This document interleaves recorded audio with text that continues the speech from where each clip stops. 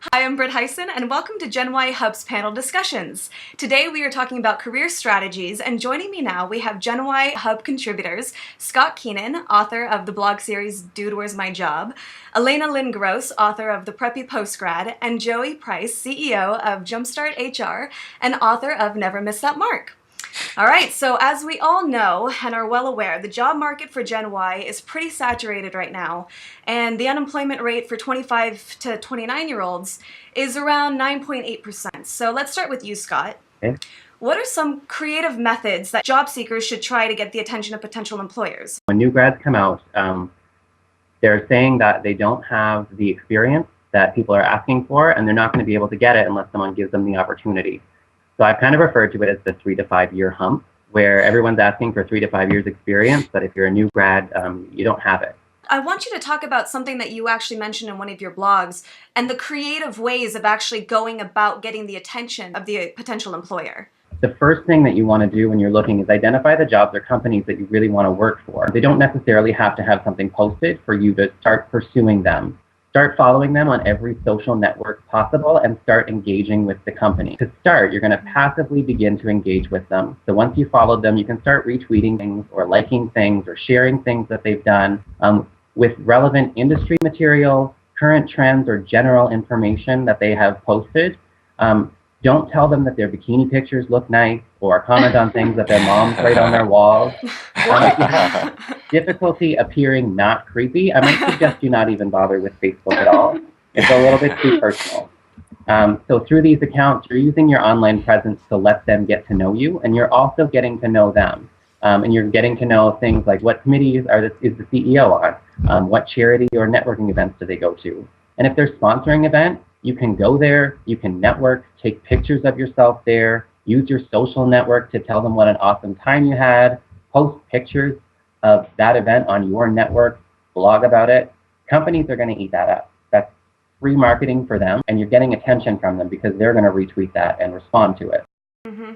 Opening up that dialogue. So Joey, what do you have to add on that? What are some other ways to open up the door for yourself? I definitely am a fan of social networking and using it to build your relationships and to find a job. Social media is going to help you show that you can communicate effectively, but at the end of the day, what matters is can you do the job? And so the more you're able to show that, whether it's through networking or your resume or any other additional tools you may have, whether it's blogging or samples from your portfolio in college, those will help you stand out as well. And this is particularly for the person that just graduated college or part of that 25 to 29-year-old demographic. Let's move the conversation to Elena. And since you're our preppy postgrad, let's take the scenario of the person who has just graduated college and is now looking for that career path. Why should somebody consider an internship, and what are some of the benefits that stem from that decision? I think an internship's great because it really helps you get involved with the company. And one of the things that a lot of companies seem to be looking for now is dedication.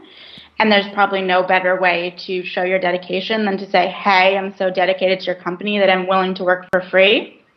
One of the most important pieces of advice that I think that I have now as someone who is just looking for jobs is to make sure that the first job you go to is something that is the right job for you and the right fit for you, because I don't think you necessarily want to be jumping so many different times, and that it's better to make sure that the first job you're at is a good fit for you. Well, I mean, there's nothing against having many careers throughout a lifetime, and I think we're the generation that's going to prove that. But I see what you're saying in terms of get with a company that you want to be with for a while. Exactly. Just in that, you don't necessarily want to be jumping every 2 months to something different. It's better to sort of get established at one place for a little while. Now, Joey, since you run an internship program through your company, how long should somebody stay in that internship before moving on if they aren't employed within a certain amount of time? Okay. I do run a virtual internship program, and it can be found on my website. But a general rule is that you're going to stay on for an internship for 1 semester at a time. The idea is to go in and show your dedication, like Alana said, and build your network and build your contacts. If you leave there on a good note, typically you may be offered a summer position or you may be offered employment after you graduate. And if someone can't help you there, they may know someone who can help find you a job as well. So it's always good to go in, use that semester to your advantage, know what you want to get out of the internship, build your relationships, and hopefully get some referrals on LinkedIn, and that can catapult you into your career after you graduate. Now, how do you feel about internships if you've already graduated and now you've got student loans to pay back and you need money?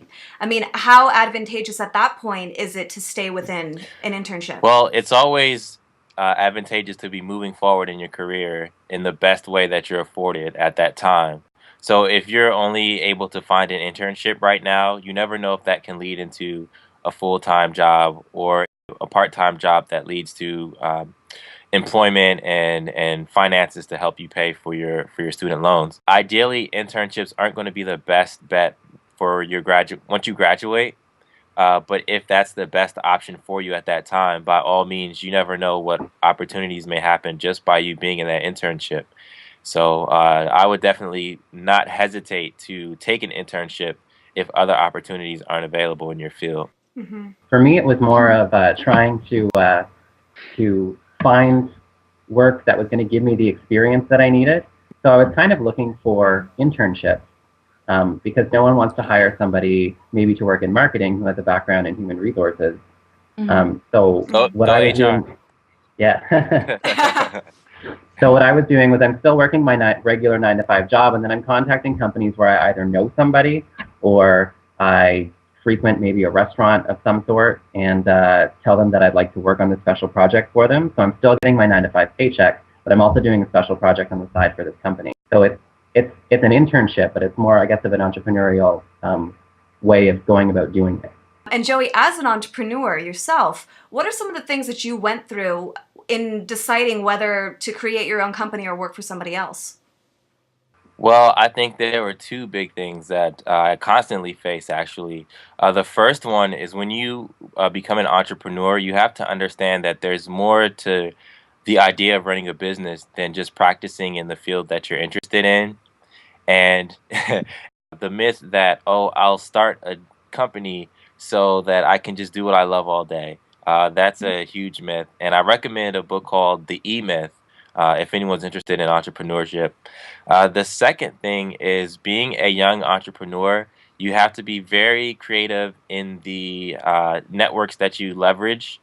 It's very hard to walk into an organization, especially in a consulting role or a partnership role, and say, hey, I know something that can help your business grow further. So you have to leverage mentors, you have to leverage business partners that may be older, anything that can lead to your advantage to help you secure your foot in the door with some clients. And at that point, referrals and word of mouth can kind of help you with business moving forward. And Alana, you just posted a list of all of the wonderful networking sites. What advantage do those have in particular outside of Facebook and Twitter? I think a lot of different opportunities stem from that. I think partly there are a lot of them that sort of put groups of high-achieving people together. So I guess I'm thinking of the Lebo League for that one. And these organizations will help you meet different high-achieving women that are in your age group, but also older. Because I think one of the problems for young women right now who are just entering the workforce is that there's sort of a lack of female mentorship. Do you guys have anything to add on that in terms of niche networks? I think if you're just starting out as a freelancer and you're looking to get some work, there is odesk.com, which is a freelance website, and elance.com, which is also a freelancing website where you're able to find what people are looking for. You're able to submit a proposal and bid on a contract. But also you can target people offline, individuals that are in complementary industries or nonprofits that may want to use your talents, that may not be able to hire someone that brings a little bit more to the table because they'll command a higher salary. But if you can show them what your skill sets are, then they're able to, work with you on a case-by-case basis. Yeah, absolutely. And Scott, anything? For me, it's more growing the network itself. I've been guest blogging on uturn.com, which is actually a company that helps people find internships. Oh, okay. Yeah. I love them. They're great. Yeah, Yeah. they are great. But they found me after it was retweeted by Robert Caruso. He retweeted one of my blog posts. They found me and asked to use some of my content. Do any of you guys use Twitter to try and find employment? That's my main tool for finding it. Scott, you had mentioned that once you start engaging in that conversation with an employer, that you kind of go to the top of their radar. Have Joey or Elena, have you tried that at all? I've definitely used Twitter to connect with different people and also to promote my blog. So I think Twitter is a way to promote what you're writing and sort of to have people see your portfolio, which I guess then can lead towards a job based upon your portfolio. But I don't think I've used Twitter as a method of asking for jobs, but I think that it is a really good way to make connections. Okay, so final thoughts, guys? I have one. I think it's definitely important to use as a young grad in I graduated in 2011, so a very recent grad, and I think people should definitely use their school's alumni group and also to reach out to people and say, I'm really interested in going into this industry. I would love to buy you a cup of coffee and talk to you, or just email them, this is my interest, this is how my interests line up with yours.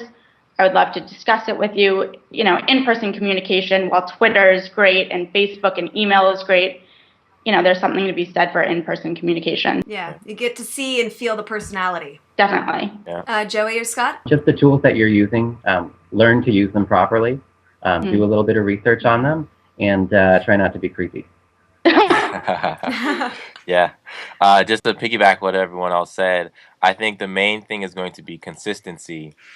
Set a particular schedule of interaction because it's one thing to be very heavy on Twitter or very heavy on LinkedIn at one time and then fizzle off.